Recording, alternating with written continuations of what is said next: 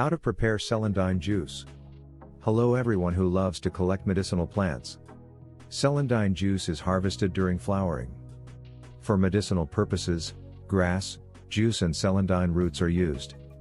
Prune the plant at the beginning of flowering.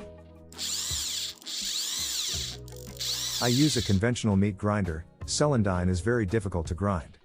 I connected a drill driver to be sure and grind the celandine plants. Using forward and backward movement works well. You just have to squeeze out the cake and pour into a dark container, bottle.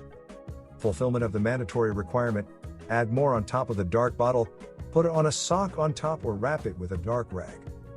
Blow the air out of the bottle periodically for 2 weeks. Then pour the juice again into the bottle, discard the pulp. Due to these properties, celandine is used to eliminate skin diseases, herpes, eczema, scabies, heals burns and cuts, helps in the treatment of corns, acne and abscesses. Cleansing the body. Means and methods under the video in the description. Have a nice day.